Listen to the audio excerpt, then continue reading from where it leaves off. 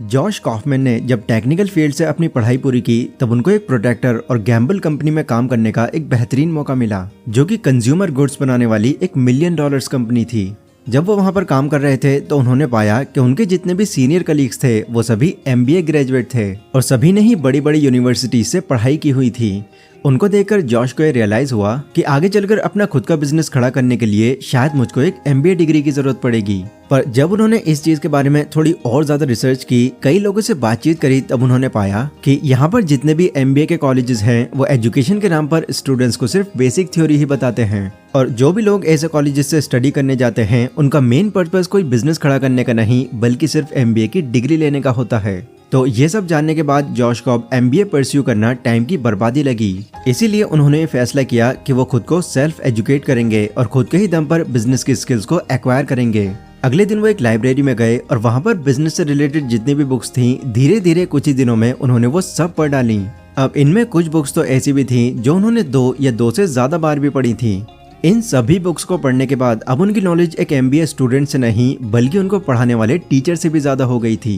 यहाँ पर उनको एक चीज महसूस हुई कि जो बातें इन बिजनेस बुक्स के अंदर बताई गई हैं, इनमें से कुछ बातें ऐसी हैं जो बार बार रिपीट हो रही हैं, जिसका सीधा सीधा मतलब ये है कि बिजनेस को रन करने के लिए ये बातें ही सबसे ज्यादा इंपॉर्टेंट हैं। आप समझ सकते हैं कि यही वो 20% नॉलेज है जो 80% रिजल्ट देती है। जिसके बाद जॉश ने उन सभी नॉलेज को इकट्ठा करके एंड और भी काफी रिसर्च करके एक पूरी बुक लिख डाली, जिसका नाम उन्होंने रखा द पर्सनल MBA।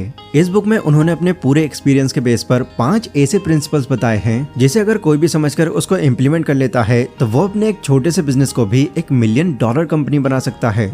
सो अगर आपके पास कोई MBA डिग्री नहीं है बट आपके अंदर भी अपना बिजनेस शुरू करने की क्यूरियोसिटी है, तो इस वीडियो के आने वाले अगले 8 से 10 मिनट आपको लगभग पूरी MBA करवा देंगे, जिससे आपको एक पूरा ब्लूप्रिंट मिल जाएगा कि कैसे आप एक छोटे से बिजनेस को भी एक बड़ी लेवल पर ले जा सकते हैं। So let's begin. Author Josh के अकॉर्डिंग किसी भी कामयाब बिजनेस मॉडल के अंदर ये 5 प्रिंसिपल्स होते हैं। पहला वैल्यू क्रिएशन, दूसरा मार्केटिंग, तीसरा सेल्स, चौथा वैल्यू डिलीवरिंग और 5वां फाइनेंस। अगर किसी बिजनेस में इनमें से एक चीज भी मिसिंग है तो आप समझ सकते हैं कि लॉन्ग टर्म में वो बिजनेस बिल्कुल नहीं चल पाएगा। जॉश का मानना है कि जिस बिजनेस के अंदर वैल्यू क्रिएशन नहीं है वो एक हॉबी है, ना कि कोई बिजनेस। जिस बिजनेस में मार्केटिंग स्ट्रेटेजीज अच्छी ना हो वो बिल्कुल फ्लॉप है। जिस बिजनेस की सेल्स अच्छी ना हो वो नॉन प्रॉफिटेबल बिजनेस है। जो बिजनेस अपने कस्टमर्स की उम्मीदों को पूरा ना कर रहा हो वो स्कैम है। और जिस बिजनेस में आपका प्रॉफिट नहीं हो रहा वो बिजनेस ही किस काम का। ऐसे में एक अच्छा और प्रॉफिटेबल बिजनेस चलाने के लिए हमें अपने बिजनेस में इन 5 प्रिंसिपल्स को इंक्लूड करना बहुत इंपॉर्टेंट हो जाता है। तो चलो इन 5 पॉइंट्स को थोड़ा डीप में समझते हैं। तो सबसे पहला है वैल्यू क्रिएशन। क्या आपका बिजनेस कुछ ऐसा क्रिएट कर सकता है जिसे लोग खुशी खुशी खरीदना चाहें? क्योंकि इस दुनिया के मैक्सिमम जो लोग होते हैं वो सिर्फ 2 ही वजहों से चीजें खरीदते हैं। पहला तो है कन्वेंस होकर और दूसरा है हाई फिडेलिटी मानकर। कन्वेंस करने का मतलब है आपका प्रोडक्ट या सर्विस आपके कस्टमर के काम को आसान कर रही है, वो भरोसेमंद है और इस्तेमाल करने में भी आसान है, तो इससे लोग आपके प्रोडक्ट या सर्विस को जरूर खरीदेंगे और इसका इस्तेमाल भी करना चाहेंगे। जैसे फॉर एग्जांपल जोमेटो कंपनी है। इस कंपनी ने लोगों के घर घर खाना डिलीवर करके उनका दिल जीत लिया और उन लोगों को वही ऑफर किया जो वो चाहते थे। और हम जानते हैं कि इनकी सर्विस हमेशा से ही बहुत फास्ट, रिलायबल और फ्लेक्सिबल रही है। ये लोग जो होते हैं उनका पूरा फोकस कस्टमर्स की जरूरत को देखना होता है और इसी रीजन के चलते आज के टाइम में ये एक बहुत ही कामयाब बिजनेस बन पाया है। इसके अलावा हाई फिडेलिटी जो होती है वो आपके प्रोडक्ट के अपीयरेंस पर फोकस करती है। मतलब इसका काम ये देखना होता है कि आपका प्रोडक्ट दिखने में अट्रैक्टिव है, क्या ये लोगों के इमोशन से आसानी से कनेक्ट हो सकता है और क्या इनको यूज करने से उनका स्टेटस थोड़ा सा बढ़ जाता है। अगर इन सभी सवालों का जवाब हाँ है तो डेफिनेटली लोग आपके प्रोडक्ट को जरूर खरीदेंगे। एप्पल कंपनी के जितने भी प्रोडक्ट्स हैं वो सभी इसी कैटेगरी में आते हैं, क्योंकि एक तो उनके प्रोडक्ट्स का डिजाइन अच्छा होता है और दूसरा लोग उनके प्रोडक्ट को अपने सोशल स्टेटस को बढ़ाने के लिए खरीदते हैं। इंडिया जैसी कंट्री में प्रोडक्ट खरीदते टाइम लोगों का पहला प्रेफरेंस हाई फिडेलिटी ही होता है, क्योंकि लोग यहाँ पर एक्सपेंसिव चीजों को अपने तक कम सीमित रखते हैं और दूसरों को ज्यादा दिखाते हैं। लेकिन जब बात ओवरऑल वर्ल्ड की आती है तो लोग इन दोनों बराबर के ही रीजंस की वजह से इसमें दिलचस्पी दिखाते हैं। इसलिए सबसे पहला प्रिंसिपल आपको यही सिखाता है कि आपको ऐसे प्रोडक्ट्स क्रिएट करने चाहिए जो लोगों की जरूरतों को पूरा करें, वो जरूरतें जो उनको पूरी सेटिस्फेक्शन देने के साथ साथ उनको अच्छा फील कराएं। Number 2 is marketing. Peter Thiel, जो कि 0 to 1 बुक के ऑथर हैं, वो कहते हैं कि एक अच्छी मार्केटिंग करके आप खराब से खराब प्रोडक्ट को भी बेच सकते हैं, लेकिन एक अच्छे प्रोडक्ट को आप बुरी मार्केटिंग करके बिल्कुल नहीं बेच सकते। एक रिसर्च के अंदर ये कंक्लूड किया गया है कि जितनी भी अच्छी और वेल एस्टैब्लिश कंपनीज होती हैं, उनको अपने प्रोडक्ट का प्रमोशन करने के लिए करीब $15 मिलियन सिर्फ मार्केटिंग में ही खर्च करना पड़ता है। शॉकिंग है ना? वेल, ऐसा इसलिए होता है क्योंकि मार्केटिंग के जरिए आप अपने प्रोडक्ट के बारे में ज्यादा लोगों को बता सकते हैं, और इसके एग्जाम्पल्स आप टीवी एड्स, सोशल मीडिया और अब तो भर भर के यूट्यूब पर भी देख सकते हैं। बट वहीं अगर आप अपने प्रोडक्ट की मार्केटिंग नहीं करते तो आपके जो भी मैक्सिमम प्रोडक्ट्स होंगे वो आपके वेयर हाउस में ही सड़ते रहेंगे। इसलिए मार्केटिंग करना आज के टाइम में तो बहुत ज्यादा इंपॉर्टेंट हो गया है। जॉश कहते हैं कि आज बिजनेस फील्ड के अंदर इतना ज्यादा कंपटीशन हो गया है कि सिर्फ एक नॉर्मल प्रचार करने से ही आपका काम नहीं चलने वाला, बल्कि आपके प्रोडक्ट तब बिकेंगे जब आप अपनी मार्केटिंग कुछ इस तरह से करेंगे कि लोग उसको देखकर अपनी पूरी अटेंशन सिर्फ उसी पर ले आए।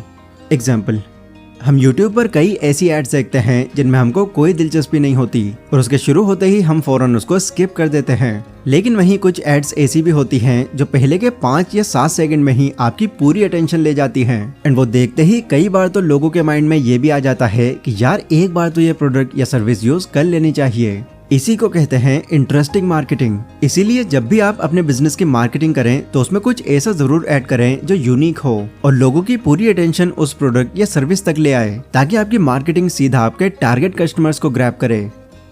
Number 3 is sales. ये प्रिंसिपल कहता है कि लोग आपकी चीजें तब तक नहीं खरीदेंगे जब तक कि वो आप पर पूरी तरह से भरोसा न कर लें। और आप देखोगे तो इंडिया में तो ये चीज और ज्यादा होती है, क्योंकि यहाँ पर लोग कुछ भी खरीदने से पहले इसके बारे में पहले दूसरों से ओपिनियन लेते हैं, खास करके अपने फ्रेंड्स और पड़ोसियों से।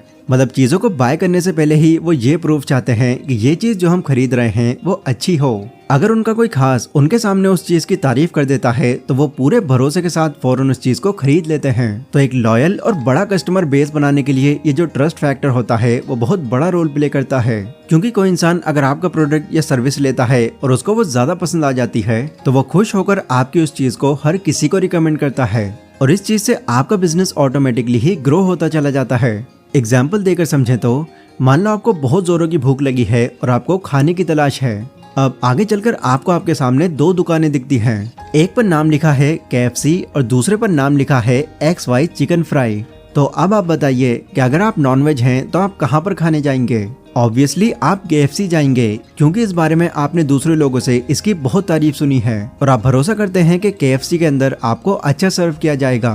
तो ये होती है ट्रस्ट, यानी कि भरोसे की पावर। इसी ट्रस्ट के बेस पर लोग आपके प्रोडक्ट्स को आंख बंद करके भी खरीद लेते हैं। इसलिए किसी भी बिजनेस की ग्रोथ के लिए अपने कस्टमर्स का ट्रस्ट जीतना बहुत ही इंपॉर्टेंट काम है।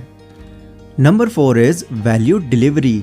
अच्छा, ऐसा कितनी बार हुआ है कि आपने किसी प्रोडक्ट या सर्विस के बारे में चलते फिरते किसी से सुना और आप उसको यूज करने लगे, एंड तब से लेकर अभी तक आप उस चीज को यूज करते आ रहे हैं? अगर ऐसा है तो क्या आपने इसके पीछे का रीजन थोड़ा डीप में जाना है? इससे पिछले पॉइंट में मैं आपको बता चुका हूँ कि लोग किसी प्रोडक्ट या सर्विस के बारे में तब दूसरों को बताते हैं जब या तो वो उस प्रोडक्ट से खुश हों या फिर उसकी सर्विस से। इसलिए सेल्स के बाद एक और जरूरी चीज जो एक बिजनेस के लिए मानी जाती है वो है वैल्यू डिलीवरी। मतलब अगर आप अपने कस्टमर्स को उनकी एक्सपेक्टेशन से जल्दी और अच्छी वैल्यू डिलीवर करते हैं तो वो वहीं आपके लॉयल कस्टमर्स बन जाएंगे और दूसरों को भी आपको वो प्रोडक्ट रिकमेंड करते रहेंगे।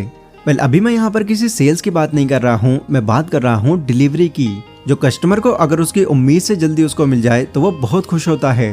जैसे मान लीजिए आपने फ्लिपकार्ट से कोई सामान ऑर्डर किया है जिसकी डिलीवरी अगर आप चेक करते हैं तो आपको इसकी 1 हफ्ते की दिखती है, बट शॉकिंगली वो डिलीवरी आपको 2 या 3 दिनों में ही मिल जाती है। तो ये चीज आपकी एक्सपेक्टेशन से भी कहीं ज्यादा अच्छी होगी। और अगली बार जब भी आप ऑनलाइन शॉपिंग के बारे में सोचेंगे तो आपके माइंड के अंदर सबसे पहला ख्याल फ्लिपकार्ट का ही आएगा। कामयाब बिजनेसेस हमेशा अपने कस्टमर्स को उनकी उम्मीदों से उनको ज्यादा वैल्यू देते हैं ताकि उनके कस्टमर्स उनकी सर्विस से खुश हों और सेटिस्फाइड भी रहें। Point number 5 is finance.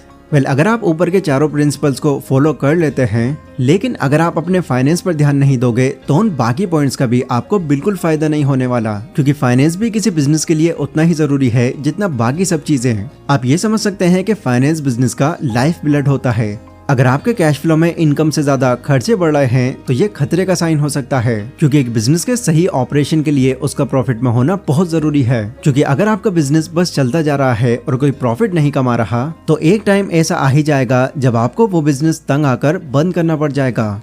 Josh कहते हैं कि अपने बिजनेस को एक प्रॉफिटेबल बिजनेस बनाने के लिए आप दो चीजें कर सकते हैं। पहला तो आप अपने खर्चों को कम करके अपने प्रोडक्ट को सस्ते में बेच सकते हैं, और दूसरा आप अपने प्रोडक्ट की वही प्राइस रखकर बट उसी प्राइस में अपने कस्टमर्स को ज्यादा वैल्यू डिलीवर कर सकते हैं, ताकि उनको आपके प्रोडक्ट की आदत पड़ जाए और वो उसको बार बार खरीदें।